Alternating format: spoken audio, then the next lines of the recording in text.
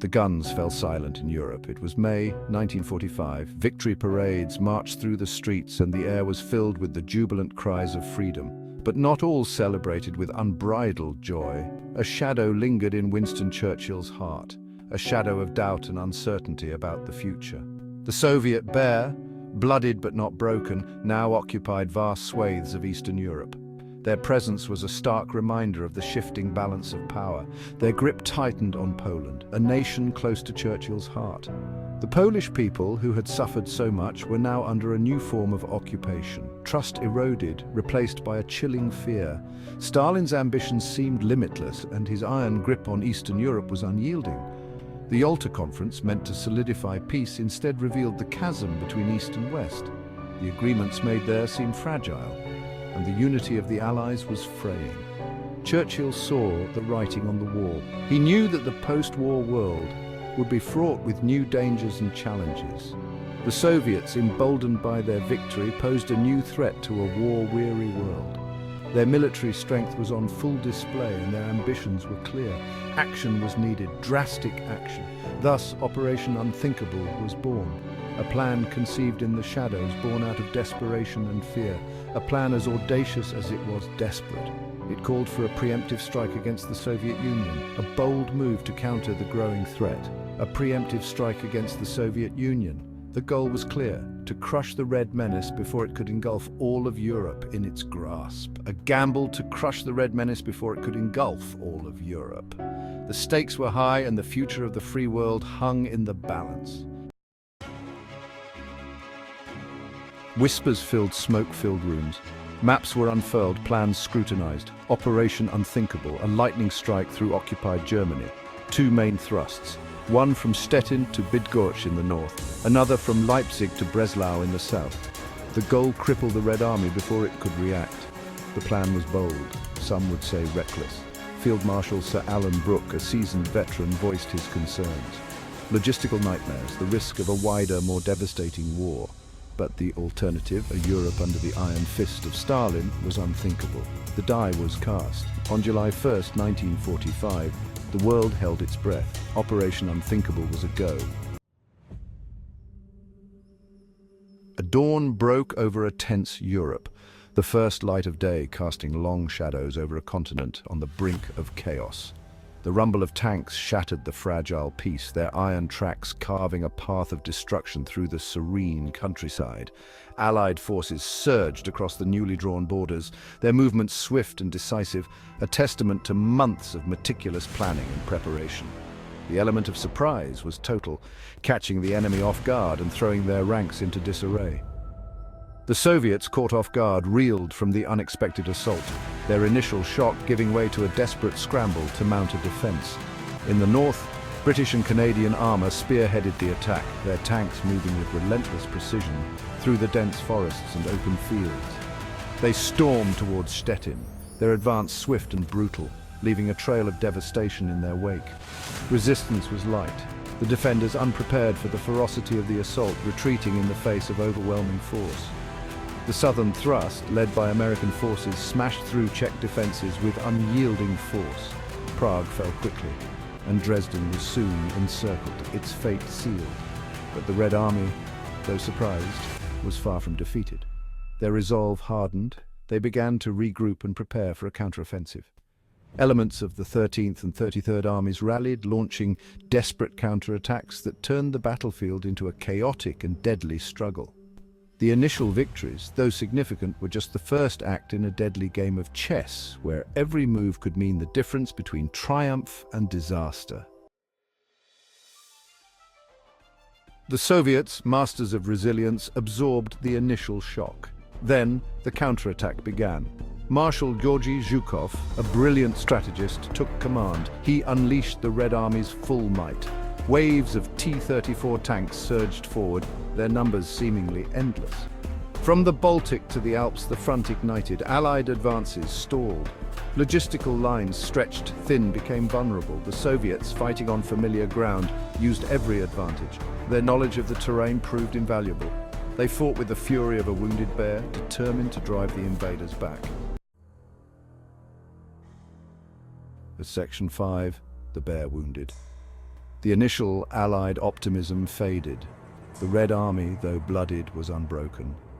The conflict bogged down into a brutal war of attrition. The casualties mounted on both sides. Each city block, each forest became a killing ground. The use of German troops by the Allies backfired. Their presence, a logistical nightmare, also fueled Soviet propaganda. The war, meant to be swift, dragged on. Morale on both sides wavered. The world watched, horrified, as Europe descended once more into chaos. Section 6. Fire from the sky. The stalemate couldn't last. The United States, its vast industrial might at its disposal, held a trump card, the atomic bomb. The decision to unleash this terrible weapon weighed heavily on President Truman. But the conflict in Europe threatened to spiral out of control, potentially igniting a wider global war. The order was given. On August 6, 1945, a B-29 bomber, the Enola Gay, took flight. Its target, Kummersdorf, Germany, home to a major Soviet military base. The bomb, codenamed Little Boy, detonated with the force of 15,000 tons of TNT. An entire city vanished in a blinding flash. Section 7. A world reeling. News of the atomic bombing spread like wildfire. The world watched in horror as images of the devastation emerged. The sheer power of this new weapon was terrifying. The Soviet leadership, though aware of the Manhattan Project, was stunned. They had underestimated the destructive potential of the atomic bomb. The world held its breath. The balance of power had shifted irrevocably. The United States, once a reluctant participant in global affairs, now stood as the world's dominant military power. The atomic age had dawned, casting a long dark shadow over the future. Section 8. The Eastern Cauldron. Despite the atomic bombings, the fighting in Europe raged on. The Eastern Front became a nightmarish landscape of fire and blood. The Red Army, though outmatched technologically, fought with the tenacity of true believers. They were driven by a combination of patriotism, fear, and a desire for revenge. The Allies, their resources stretched thin, found themselves locked in a brutal war of attrition. The vastness of the Eastern Front played in the Soviets' favor. Each victory came at a heavy price. Section 9. The Bear on the Brink. By 1946, the tide began to turn decisively. The combined might of the Western Allies, bolstered by their industrial and technological superiority, proved too much for the Soviet Union to bear. Their economy, already shattered by years of war, neared collapse. The relentless Allied bombing campaign had crippled their industrial output and transportation networks. Morale within the Red Army plummeted, desertions increased. The Soviet people, exhausted by years of war and deprivation, questioned the cost of Stalin's ambitions. The dream of a communist utopia seemed to slip further away with each passing day. Section 10. A new world forged. Faced with imminent collapse, the Soviet Union sued for peace. The terms were harsh. Vast swathes of territory were ceded. The Red Army was crippled, its power broken.